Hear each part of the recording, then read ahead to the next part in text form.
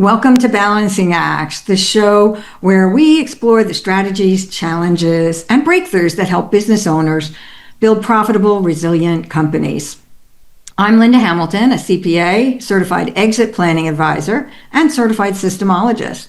Running a business isn't just about hard work. It's also about strategies for managed growth and profitability and building a business for the long term that supports your life, not the other way around.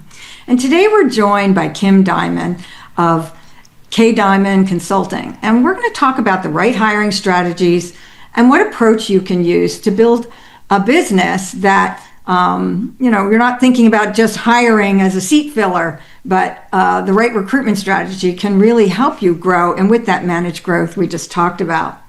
Hi, Kim, and welcome. Thank you. Thanks, Linda. I appreciate it. Looking forward to our conversation today. So when you talked about when hiring isn't just about filling a role, which really most business owners seem to do, right, with their first few hires at least, and that it's more about building a strong team. Can you elaborate on that and why it's important? Sure. Oftentimes people it's more reactionary. I think that it's very important to adjust and prepare accordingly so you're not having to just fill a seat. And it does depend on the situation, of course, but I think that owners need to shift their mindset to quality over quantity. Okay, so when you look for candidates, you want people who will contribute to your organization. You want people with passion and innovation. Those types of people will collaborate better. They will integrate into your culture generally better. Creates more cohesive environment. It's just better engagement all around. So when you look at it from that perspective, you're not rushing that. You're not just filling the seat, right? You're really vetting for that quality. And I think that if people think about that as they're putting together their recruiting practices, that they want to put that in the forefront, so that way they aren't just filling a seat. Yes, absolutely. There's plenty of aspects that we can keep going through on that one. These things also help reduce turnover. Those are very costly to organizations. It's very costly to continue to hire individuals and have gaps in your openings. Yes, absolutely. That's one of the things. There are several others that we can discuss. The talent development initiatives are a very key component to have in your program if you want individuals to grow and to be attracted to your organization. So, we can keep going on that. And we're definitely going to unpack a lot of this. I will say, often when people write roles, right, job positions, they're not quite sure what that position should even look like.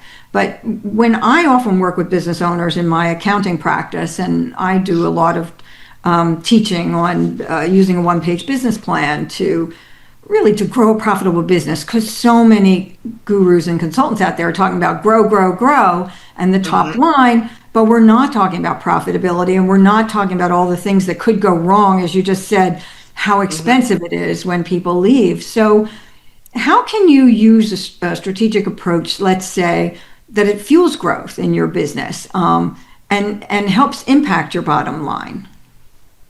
Well, initially you want to put together a plan. You want to look at the strategy of the organization and how these activities, this talent acquisition activity, aligns with that. Because if you don't, then you will just flounder, or you will always be in a reactionary mode. So if you have to build out that strategy. You want to outline what that looks like from, like I said, from a growth perspective. Involve all the key stakeholders in that decision-making process to get together and understand what that looks like. So I think the number one step is you've got to analyze and work through what that looks like. So you are planning accordingly. And you must see a lot of common mistakes around when business owners, especially when they think of everything as transactional, right, and not look at the bigger picture of their business. So what are some common mistakes you see leaders make? Well, I see that they do not promote their brand appropriately. They don't spend the time, and it doesn't have to necessarily be overly expensive, but I think that they make mistakes by not making that brand friendly, transparent, communicative to candidates. Because if you don't, then you're not going, when they go to look for you, it's not going to, potentially you lose that attraction. I think that's one thing that they don't spend the time on. I also think that they don't really understand, they don't necessarily focus sometimes on the process in itself, the process that the candidate goes through. Really need to hone that because it's very important in this day. If they have a bad experience, then you will lose them, midstream potentially. So processes, branding, just putting out, really understanding what your culture looks like, so that when you are looking for individuals, it's not just about skills and the technical side of things, it's the cultural fit, because that is a big thing right now. And if you miss the mark there, you'll be starting over. So I would say that those are some key components that they need to start with. And so you mentioned quite a few things there that I wanted to unpack a little. The first being, branding. You hear that term a lot. Why is that important from an employee perspective when you're hiring for your team as opposed to your brand in front of your customers? Can you just talk about that a little bit? Well, that builds trust with the candidate. So, in this day and age, we all know that there's lots of created accounts and fake job postings and all these various things that can now be created.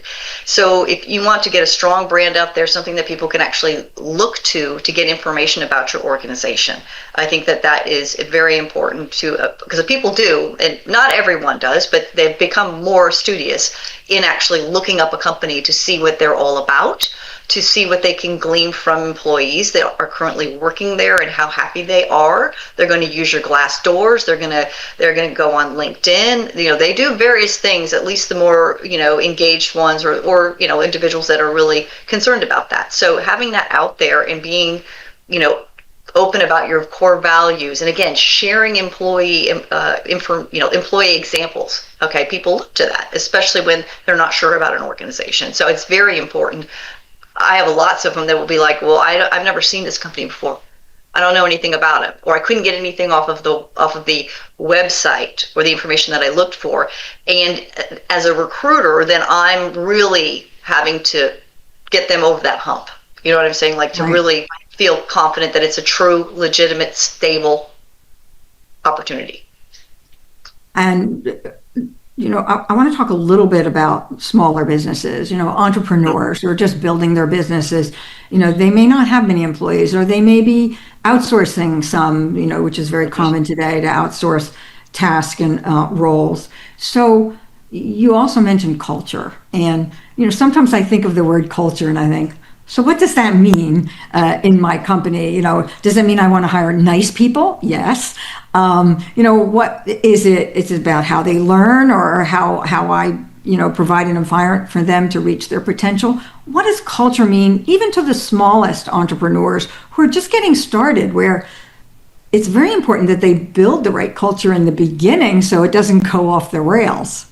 Right. Well, I think that's just sitting down and deciding what you feel that needs to be. I mean, it's going to be different for every organization, what they're looking for from a cultural standpoint, whether it depends on the industry as well. I mean, you take a marketing position versus an accounting position, right? I mean, you've got to have different cultural dynamics there. You're going to have individuals in marketing maybe more creative in nature and more extroverted in nature, where maybe an accounting person, it obviously is going to be a more detailed, technical, not necessarily introverted. You don't have to be in accounting, absolutely not. But that's what I'm just, so you have to sit down and look at your organization and understand, in my opinion, and understand the different areas involved, because there's also culture within culture.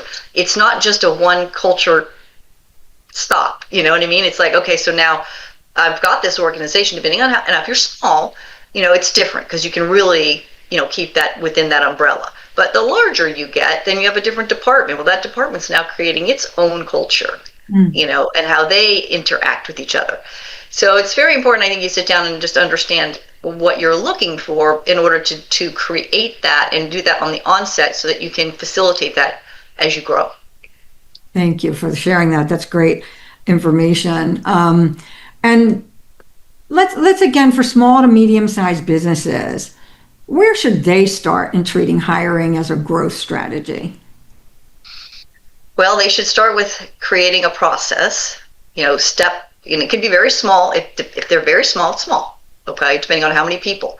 It could be a one person that's hiring and handling all of it, or there are multiple individuals.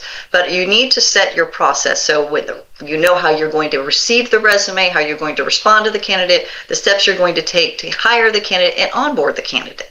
Mm-hmm. So you want to get those steps outlined. They don't have to be granular in nature, but I think you need to start there. If you don't, then you potentially miss the mark, and it'll just create more less organization for you, in which will translate to what you're trying to do with the candidate. If they see that disorganization, then it's going to set a little bit of a tone of uneasiness with them. So I recommend that as small and as short as the process is, just get it outlined.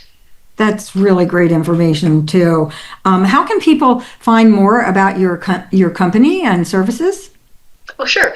Well, you can find me under kdiamondconsulting.com, and that's KDYMOND consulting.com. You can email me at kim@kdiamondconsulting.com, as well as you can find my profile on LinkedIn. Thank you for showing us really how hiring can be more than filling seats, that it's about building the kind of teams that actually drive growth for you and actually profitability. And that's a shift that every business owner should take to heart. Stay with us. When we come back, Kim and I are going to talk about navigating today's complex hiring landscape. So there's lots more to share, so stay with us.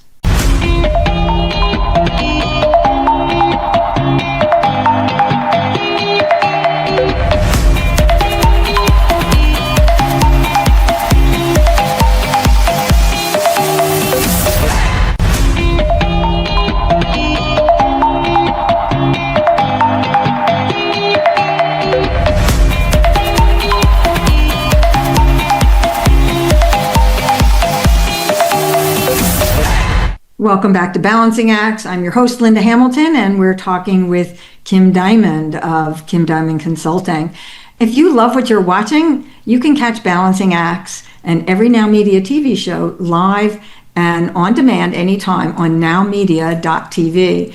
Download the free Now Media app on Roku or Apple for instant access to our bilingual content in English and Spanish.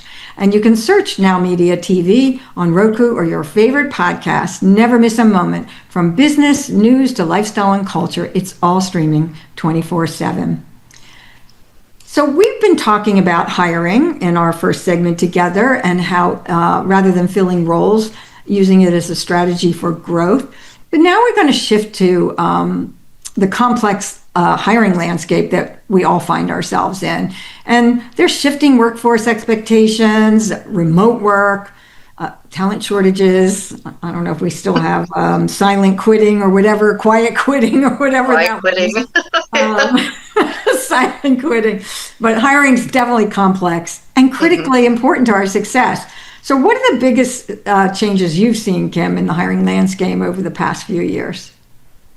Well, obviously, we all went through the pandemic, and that completely shifted quite a bit of the workforce mindset. Okay, so working remotely and hybrid working, people became acclimated to doing that where they may not have been used to doing it before. So it made things different. In some cases easier. Not everyone acclimates well to a remote environment, but a lot of people did, and they were forced to, even though they may not have really preferred that. They really had to. So I think that's one of the keys is people need to understand that that's not probably going away anytime soon. If it's capable of people can have opportunities that are either hybrid or remote in nature, they look at that, how it's helped with either work-life balance or maybe some financial alleviations, whether they have childcare or commuting costs, things of that nature. So I think that's definitely one that we want to look at. Company culture and values is another that people are focused more on, I think, than they were years back. Most people were looking at opportunities from a financial perspective, mainly. How will I make my money, and how will I grow and make more money? And now I think they look more into the culture that's going on, the values that associated with that. And obviously, with everything that's going on now, it's made it very complex in nature, which is a challenge. But I think companies need to be very wise to that. That has become a layer of importance for the landscape now. Yeah, and I want to take a step back now, looking at remote. So I have a remote team, and Mhm. we do try to get together for a retreat once a year, especially for the younger members of my team who have felt really kind of disconnected from the Mhm. personal interactions we had before the pandemic. But, Yeah. remote work and flexible scheduling, it changes how businesses attract talent. It also changes how you have to manage, Mhm. right? It was kind of easier for me to Mhm. be in the office and see what people are doing, or if they were stuck, or, you could help them out. And Mhm. now I have to find other ways to do that. So can you talk about that a little bit? Yes, I personally also think it's become a challenge. I always enjoyed going to the office and engaging. I guess it has worked out for me in what I do for a living. But I think, that those get-togethers are great. Like I mentioned earlier, not everyone's built for remote work or hybrid.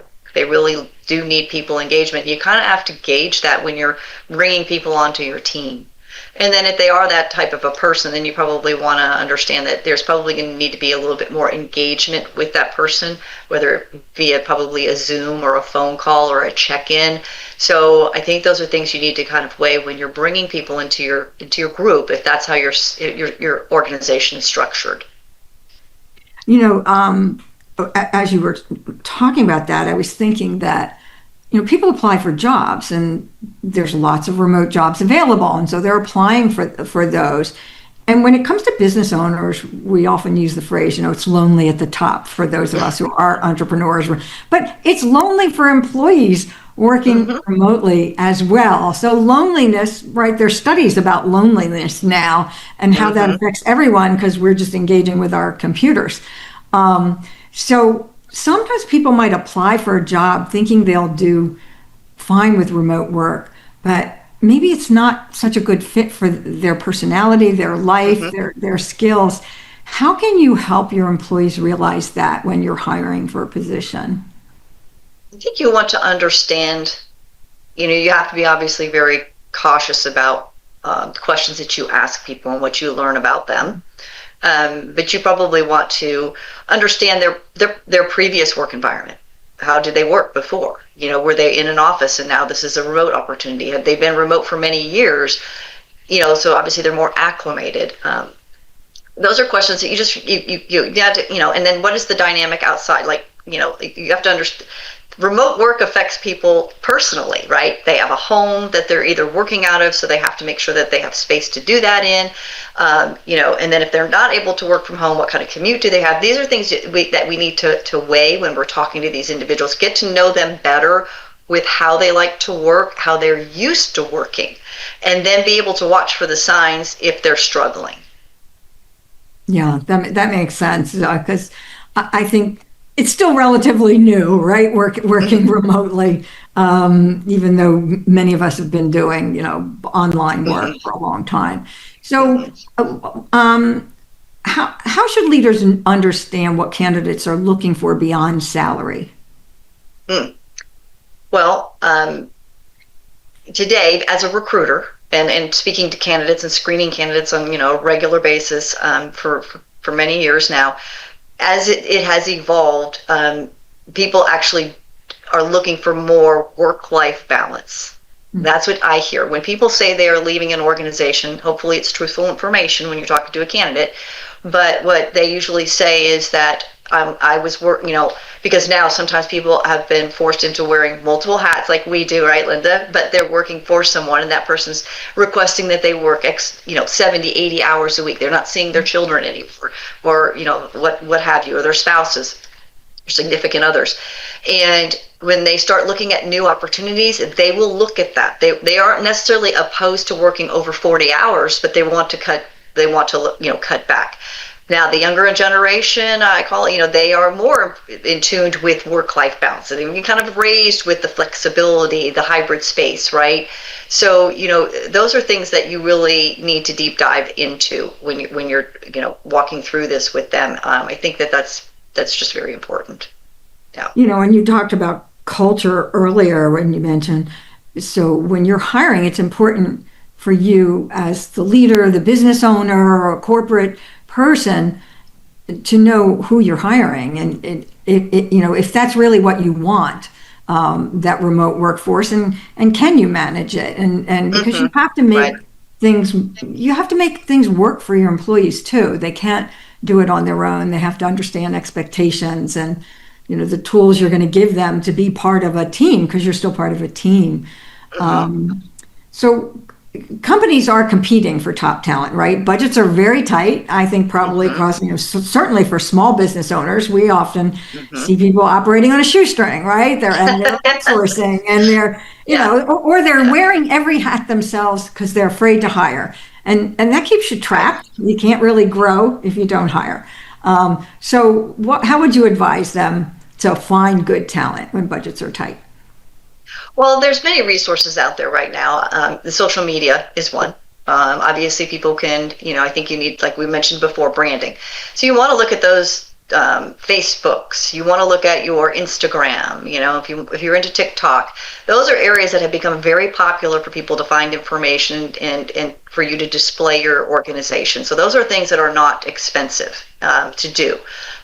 You can look at local job boards and referral networks. You can build a website relatively inexpensively, in the beginning. It doesn't have to be bells and whistles, but if it creates a presence that someone can go and look at. Again, not very expensive. Other ways, like I said, referrals. Internal referrals are very, very, very generally very good resources. If you put in a program in place where people can help you with those referrals, smaller companies are definitely take advantage of that. But yes, you can use the Indeeds, and those are not very expensive either. But again, depending on how much hiring you're doing, can depend on whether that cost can creep up on you. So you want to be mindful of that. But there are resources out there that I utilize as an owner, as a business owner, and I don't spend an enormous amount to be able to have an applicant tracking system, to be able to have a screening program that's very inexpensive that captures everything that I say in my screening process. So there are lots of options out there for small businesses. I'm happy to talk to anyone about it because I've had to do that myself. I can't afford to spend, hundreds of thousands of dollars on systems like some larger corporations can do. Yeah, and because you are also a business owner, so you understand what your customers are thinking about, and even larger businesses have budget constraints. Mm-hmm. How can people find you online if they want to learn more about those tools you just talked about? Learn more about your company. Sure. It's www.kdiamondconsulting.com, and that's KDYMOND consulting.com. Or you can email me directly at kim@kdiamondconsulting.com. And also feel free to reach out to me on LinkedIn. Thank you so much. I think you've given us a clear picture of just how much hiring has changed in the last few years, especially. And we can't ignore the shifts, and we have to think about branding and culture. And staying ahead of these things can make us more successful and at least help us hire people that are going to make our businesses successful. Because if we hire the wrong people, things don't always work out, and it just sets you back, and your customers even Mm-hmm. feel it. Stay with us. We're going to talk to Kim when we come back about building trust in the hiring process. And trust is everything today. So stay with us. We'll be right back.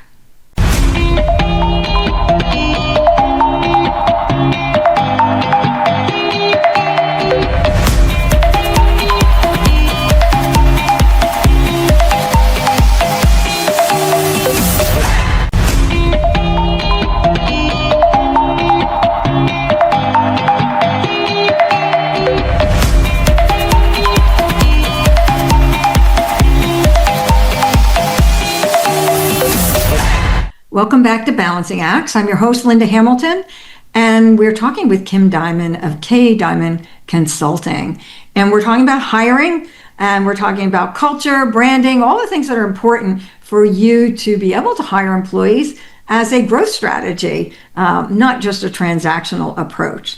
And this segment, we're going to talk about trust. But before we do that, Kim, I'd love for you to share a bit about your entrepreneurial journey, because you're also a business owner. And what inspired you to start your consulting firm? Well, I've been in the recruiting industry for 18 years. I've been through various structure. So I started in agency. I ended up in corporate for many years.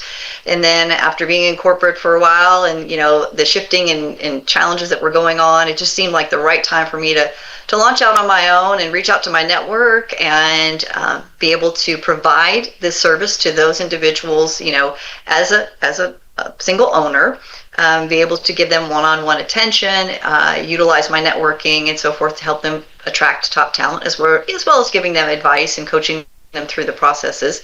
So I enjoy that very much. I love sharing my knowledge, and I also enjoy working with the candidates and helping them find that next opportunity and making that match.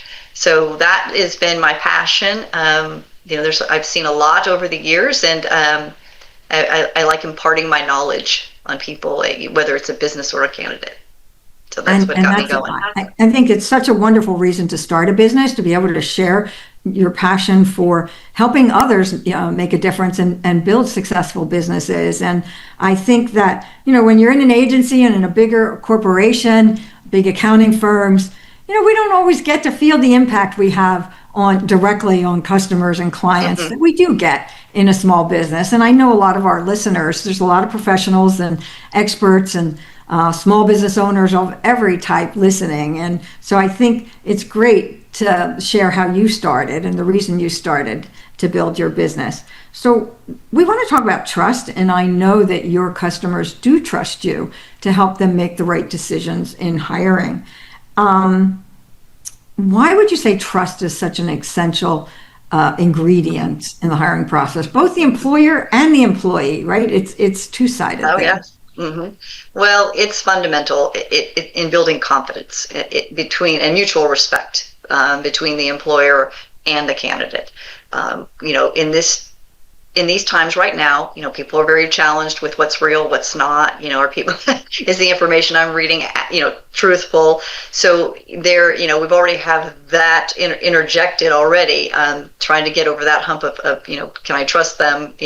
So you have to make sure that you're transparent in your communication styles and those sorts of things to build that foundational trust, candidate and employer. So this isn't one-sided. Both individuals need to come to the table with their expectations and the truth behind what they have to offer, and then that builds trust. And what about transparency? What role does transparency play when you're communicating with candidates in particular? Well, right now, a lot. So, transparency in your processes. So when you engage a candidate, you want your team, whoever's handling that for you, to make sure that they share with the candidate the process, that transparency of the activities that are going to, how this will go, why is the position open, how many interviews will they need to engage in, what's the time frame around this. You want to share with them benefits, you want to share with them compensation. I know people are, it's why waste your time? I mean, you want to make sure that that's something everybody's, in the same space on. So those are transparent, those are upfront ones that start to build that foundation of trust. If you're sharing that information, if you try to be vague or you try to say, well, it could be this, it could be that, you're not starting off on the best foot when it comes to someone feeling confident about the opportunity. And also you're not necessarily getting the proper answers from the candidate if you're not being transparent as well. Yeah, and that's I am curious, when it comes to transparency, we didn't talk about this beforehand, so tell me if it's a topic that needs a longer segment, but what about some of these behavioral assessments? You hear so much about the Colbys and the predictive index, and do they make the process feel less transparent to a candidate? Do they help the employer? What's your view of those types of things? I don't think that there's a less transparency for the candidate. It depends on the organization's decision on how they share that information. Okay. Mm-hmm. Not a lot of organizations that I have worked with personally don't necessarily share the results with the candidate. So the candidate really doesn't know exactly necessarily how that plays into the process.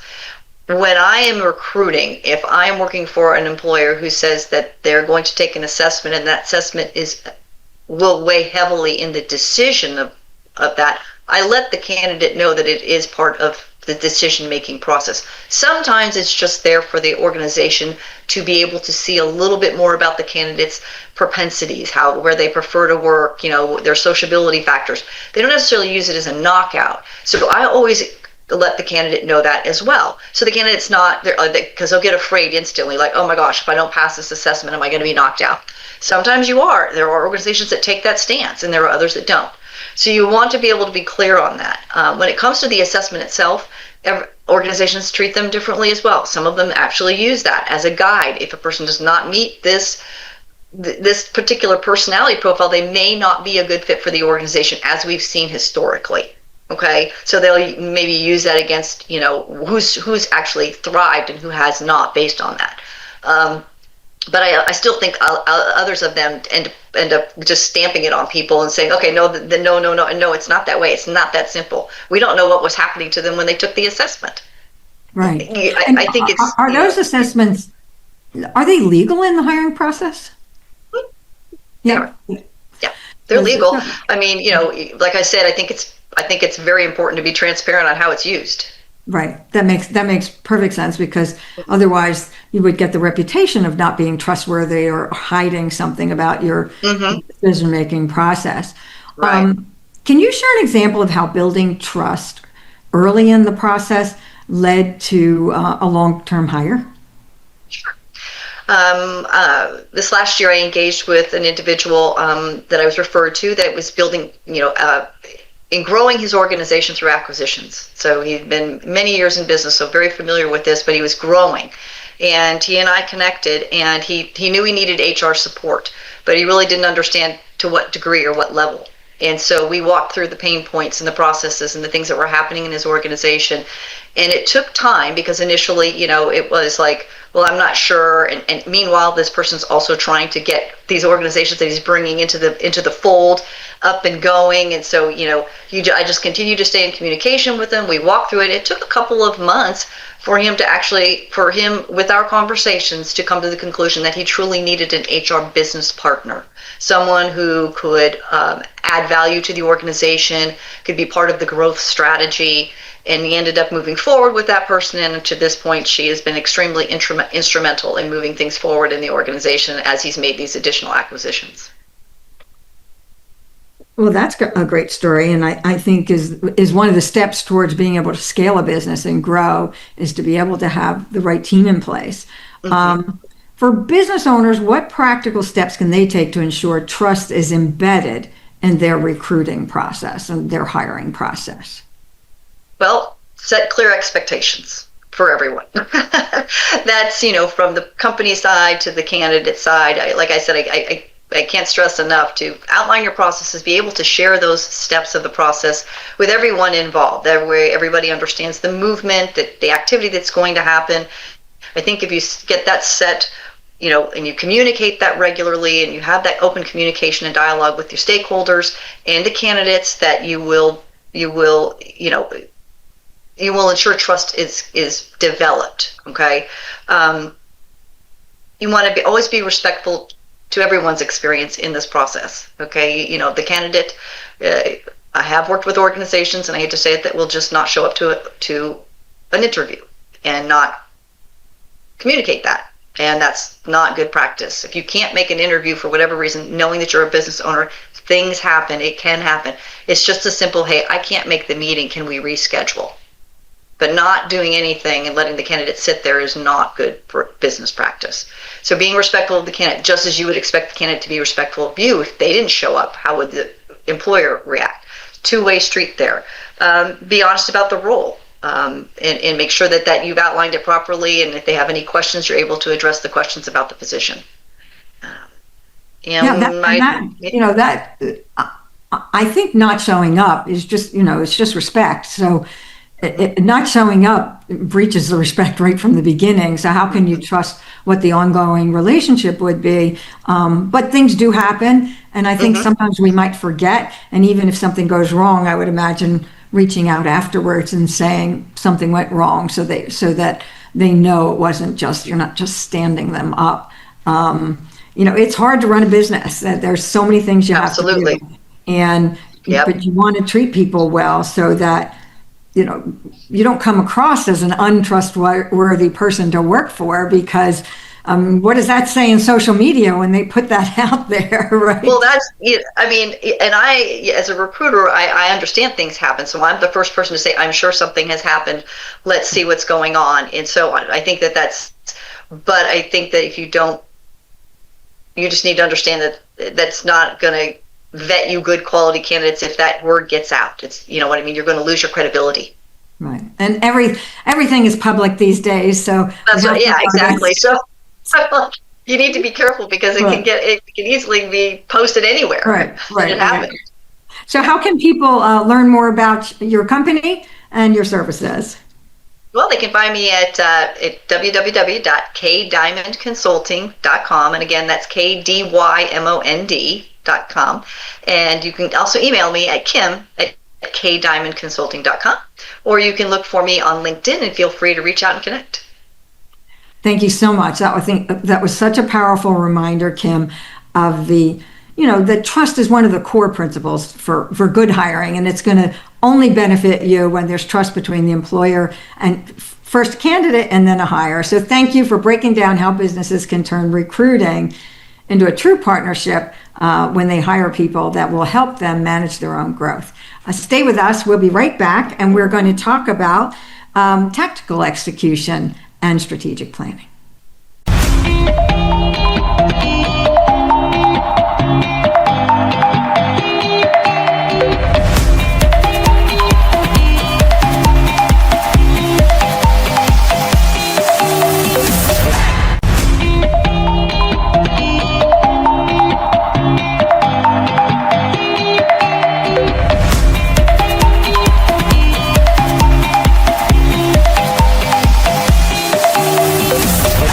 Welcome back to Balancing Acts. I'm your host, Linda Hamilton, and we're talking to Kim Diamond of K Diamond Consulting. And if you love what you're watching, you can catch Balancing Acts and every other Now Media TV show live and on demand 24/7. You can catch the shows at nowmedia.tv. You can download the free Now Media TV app on Apple or Roku, and you have access to all our bilingual content in English and in Spanish.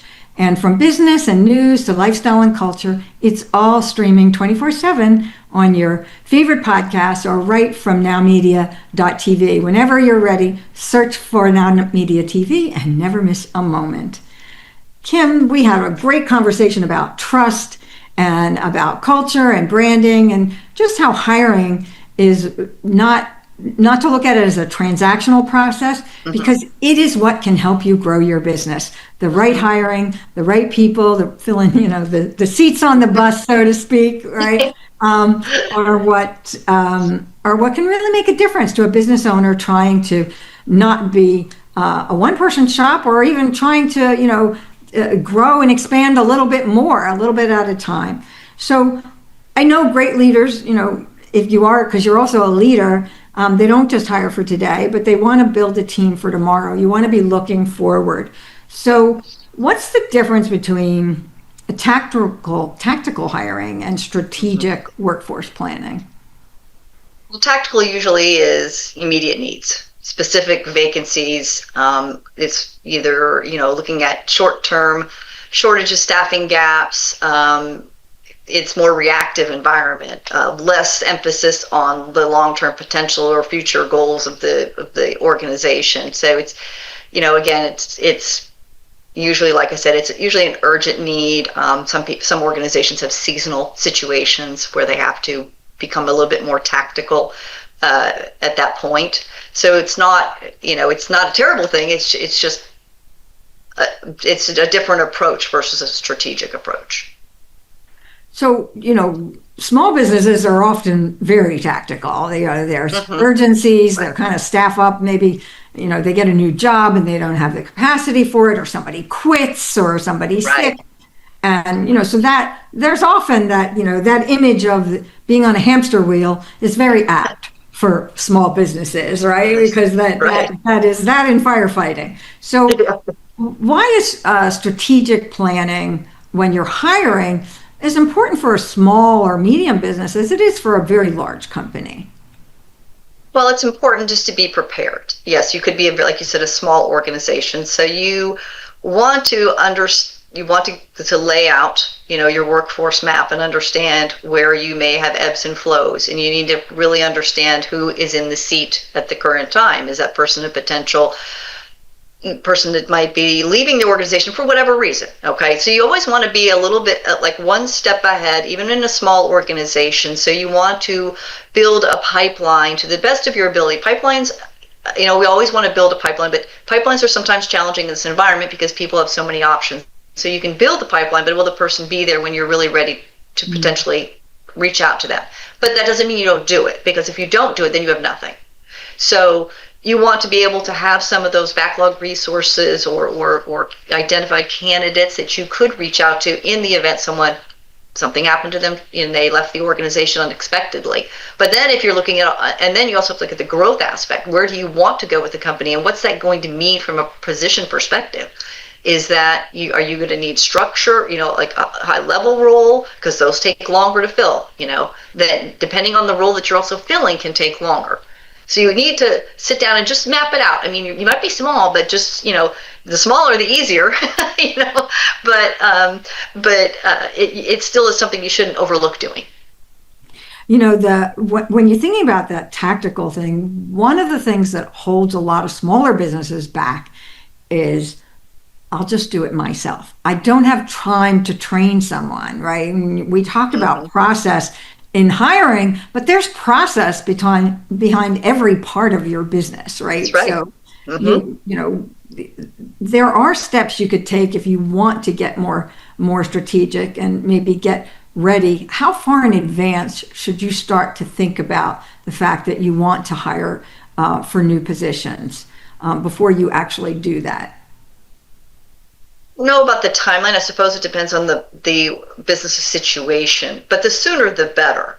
So if you build a business plan and you have a strategy for growth, if you have a strategy for growth, you want to probably start understanding what that's going to look like in the future, so you can, as you are moving along and you see things happening, because all of a sudden you may need to scale up, and that it may be detrimental that you're not ready.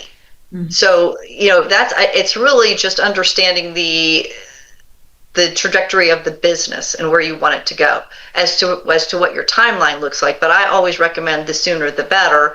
If you're very small, immediately it's just you and two other people. Well, maybe not, but what's it going to look like 6 months? What's your goal for it to look like 6 months from now? What's it to look like a year from now? And because you can get caught off guard, and it doesn't matter what size organization you are, you can still get caught off guard, not ready to scale. Well, you might bring in, a large project, and suddenly you feel like exactly yourself or your small team can't. So, the being prepared. One of the tools I use, I'm a certified systemologist. So, people think it's hard to document how you do things, but you can do it yourself. You can just record yourself doing tasks so you can start to get ready. Because when you let's say you get on new projects and you're planning on growing, what if that's an operational person you need? You not just have to find the candidate, but then you're going to have to train them and get them up to speed as well. And that does take time. So do you work with people on maybe setting up systems for training their candidates, or do you recommend they actually do that beforehand? Well, I think what you can look at also is, yes, training is something that, depending on what the level of training is, there's lots of, I agree with you. You can sit down or you can document, like you said, you can record the processes that you do. And that's a great idea, actually, Linda, to have someone just record what you're doing daily so that you can go back and write that down and understand what that looks like as you create the SOP or whatever. So when it comes to the training part, I don't necessarily train people. I would consult a company on what they might need to put into place and help them make those connections. There's lots of learning and development options for people to bring into their organization. I think it's great to have someone like myself to consult with when you step into a new business. You can just reach out and say, I'm getting ready to do this. Can I reach out to you about these things? Or someone like yourself, you know what I mean? Reach out about accounting. So if you're small and you're not sure, don't try to take it all on yourself. I mean, that it will just drown you. You'll just be, spinning out of control. Think about the resources that you can afford. Think about the people you want to reach out to, and then set those people in place so that you have them to reach out to, and that you're not trying to find them when you're in need. That's great advice. Great advice. Let's talk about what are some early warning signs that say a company is hiring more reactively instead of strategically, and that can backfire, right? Yeah.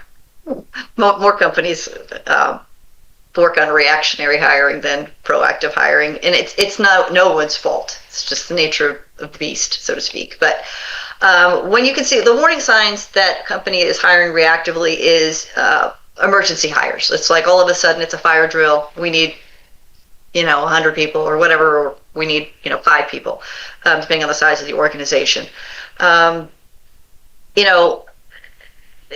Working through quick fixes and not really looking at evaluating the candidate for future growth. It's like I just got to fill the seat. I just have to fill the seat. You start to see that, or you start to see them, have high turnover rates. There's a problem there. That's where they're being reactionary, because they're just not thinking it through. I just need someone, and that will hurt you. I mean, it ultimately costs more money. There's no doubt. And you also want to have an internal, like I said, an internal process. If you can have a team that can work in this, I know it's harder for small and medium-sized businesses. That's why we're here as consultants and fractional support. But if you can have 1 or 2 people dedicated to your team that can help you with the processes and help alleviate you having to, spend an enormous money on outsourcing, nothing wrong with it, but some people just don't have it. Okay. Right. So you want to be able to see who you can tap in your environment that can actually help with it. So you as the sole business owner are not trying to manage all of it, because again, there's so many things that can go wrong when it comes to hiring and employees when you don't have the right processes in place. I mean, it's a legal risk of even more. Okay. Yeah, I think that's so important that you shared that. So, you mentioned fractional helper recruiting, but if a business owner wanted to start a plan today, so they know, maybe they're working on a business plan or they have plans to double their growth, what's the first step you'd recommend to them to start that plan? Well, create their, assess where they are, if they have any employees at the moment, okay, depending on the size of the organization. Usually, you assess what you currently have, you look where you might have some critical shortages, you identify the talent pool. So it can be very different, depends on where your organization is located. Depends on that, can really drive the talent pool. If you're a very remote business, then your talent pool is going to be potentially very small, and it's very small depending on the position itself. So you really want to analyze your workforce, your needs as you grow, and what does that look like? Where am I going to get those resources? Where am I going to find that talent? So you want to get ahead of that, and create that, assess, like I said, assess your gaps, assess your current individuals, depending on your size and scope, and then plan accordingly. If you see potential gaps in the future, get ahead of it.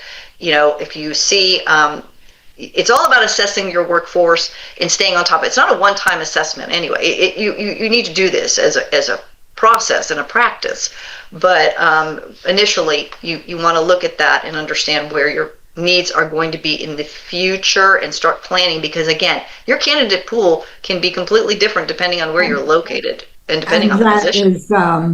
That will leave us at the end of our time together. Thank you so much for showing us why thinking ahead with talent planning is as important as hiring today. How can people find you online? www.kdiamondconsulting.com, or you can email me at kim@kdiamondconsulting.com, or please feel free to reach out on LinkedIn and connect with me and send me a message. Come back for another episode of Balancing Acts next week, where we'll share more on challenges, breakthroughs, and opportunities to help you grow a profitable, resilient business. Thanks for joining us. Thanks, Linda.